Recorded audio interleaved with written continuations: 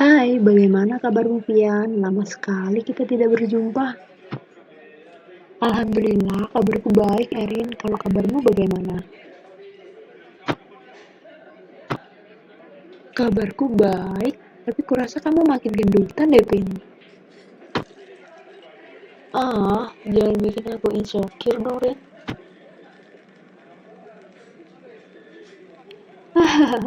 Tidak, Pian. Aku hanya bercanda. Kamu masih sama seperti dulu kok.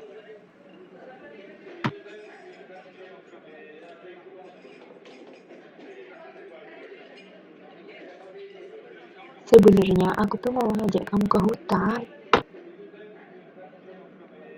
Mau ngapain kita ke hutan, Rin? Karena aku mau mengajak kamu untuk mengeksplor apa aja yang ada di alam, mulai dari ekologi, flora, dan faunanya.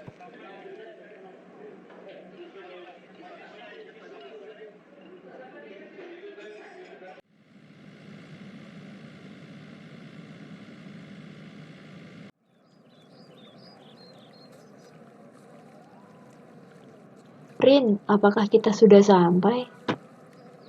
Mm-mm. Belum, kita masih berada di perbatasan. Baiklah, mari kita lanjutkan perjalanan ini. Aku udah capek banget ini. Kita udah sampai kok. Yes, akhirnya. Baiklah, berhubung kita udah sampai di lokasi, mungkin akan aku mulai menjelaskan mengapa aku tiba-tiba mengajakmu ke sini. Sebenarnya aku cuma ingin ngenalin kamu dengan lingkungan yang ada di Indonesia ini, mulai dari ekologi juga keanekaragaman hayati. Alam merupakan suatu hal yang sangat indah di manusia alam, mungkin manusia bisa saja punah.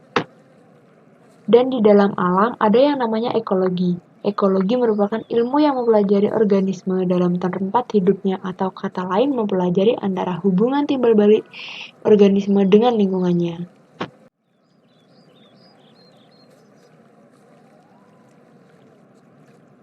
Mengacu pada interaksi antara organisme dengan lingkungannya, tentu dalam ekologi pasti harus ada lingkungan, dan lingkungan sendiri terdiri dari dua macam, yakni lingkungan abiotik yang merupakan benda tak hidup seperti batu, tanah, air, dan juga ada lingkungan biotik yakni faktor kehidupan jika di alam seperti pohon, rusa, dan hewan lainnya. Lalu kenapa kita harus mengetahui itu semua?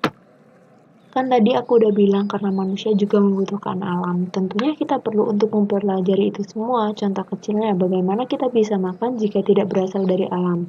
Selain itu, banyak hal lain yang alam berikan oleh kita, contohnya oksigen. Oh iya,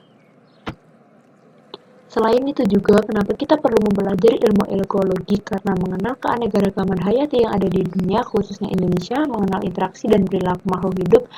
Dan yang terpenting kita mengetahui sebenarnya apa aja permasalahan yang ada di lingkungan ini.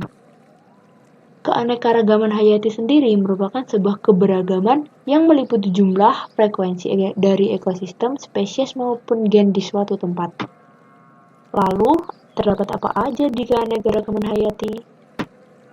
Dalam keanekaragaman hayati terdapat tingkatan, mulai dari tingkat gen. Keanekaragaman tingkat ini disebabkan oleh variasi gen. Selanjutnya ada tingkatan spesies, yakni keanekaragaman spesies makhluk hidup dalam genus atau famili. Dan yang terakhir yakni tingkat ekosistem. Keanekaragaman tingkat ini disebabkan oleh perbedaan daerah geografis yang menyebabkan iklim, suhu, intensitas cahaya, dan juga curah hujan yang berbeda. Wah, keren juga ya. Hehehe. Bagaimana, kamu mulai tertarik bukan? Emang bener gak salah aku punya teman kayak kamu. Hahaha, biasa aja. Sudah, mari kita pulang, sudah mulai sore.